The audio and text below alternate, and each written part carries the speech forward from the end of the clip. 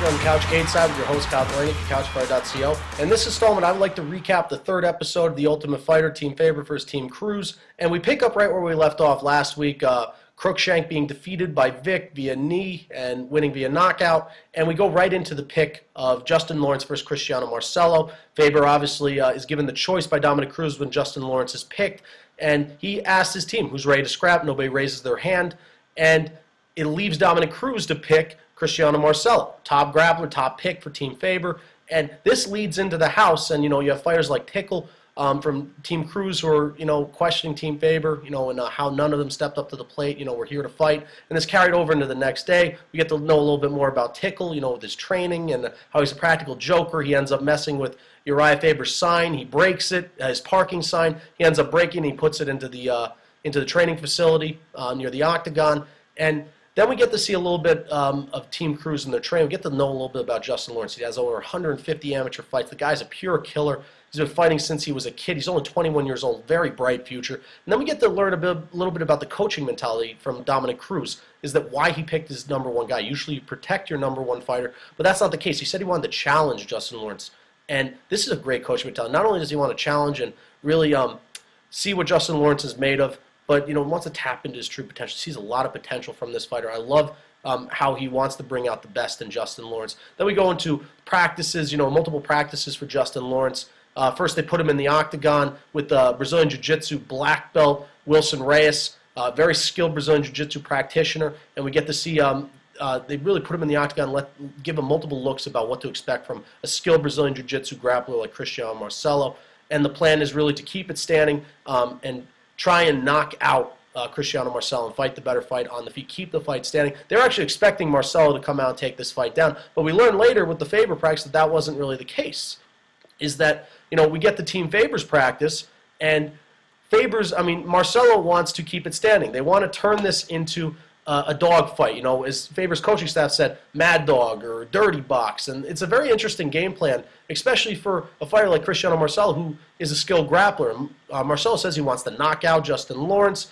And, like I said, it's very interesting. And Faber agrees with this and allows him to turn into a stand-up battle. And that's how it ensued later in the fight, in the live fight, is that it was a stand-up battle. We didn't see much of a ground game. It's an interesting coaching. Usually the coach, you want to fight to your strength, and that wasn't the case. Marcelo's a skilled grappler, yet he kept the fight standing. So interesting coaching with interesting game plan by Team Faber.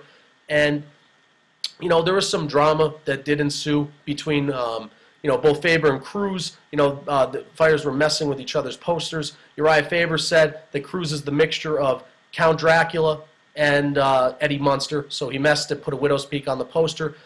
Made bigger eyebrows. Well, Team Cruz responds with saying that Faber has the biggest butt chin in the game, in the business. So they put a thong over his chin and emphasize how big Uriah Faber's chin is. Just the trash talk back and forth. Faber gives Cruz a hard time for running 10 minutes over with their practice. They trash talk. This is only going to build up more and more as the season progresses. These two do not like each other. It will only materialize into more trash talking between the two, ultimately culminating with a huge fight between Faber and Cruz. We get later into the episode, and we have two fighters. Kofor was making fun of how Tickle walks on Team Cruz. Tickle ends up overhearing what they're saying, and they start trash talking back and forth. Tickle says he'll knock out Kofor. Kofor says, no, you won't. And really, I think the best mentality with this is let these two fight. Quite frankly, I think it would be a good fight for Kofor, who's a better grappler than Tickle. Tickle's the better stand-up player. I'd love to see these two fight. I think that's the best way the coaches can look at this one. Hopefully we see these two square up in the octagon, given the drama. But, we get into the night before the fight, and Marcelo is talking about how he has more to fight for than Justin Lawrence. He points to pictures of his family. Now, I think this is good that Marcelo, he's a very experienced guy. He does have a family, and family is something big to fight for, but I think everybody has something to fight for in this house, and Justin Lawrence has a lot to prove as well. So everybody has something to fight for. It's nice that Marcelo has his family to fight for. So we get into the fight between Lawrence and Marcelo.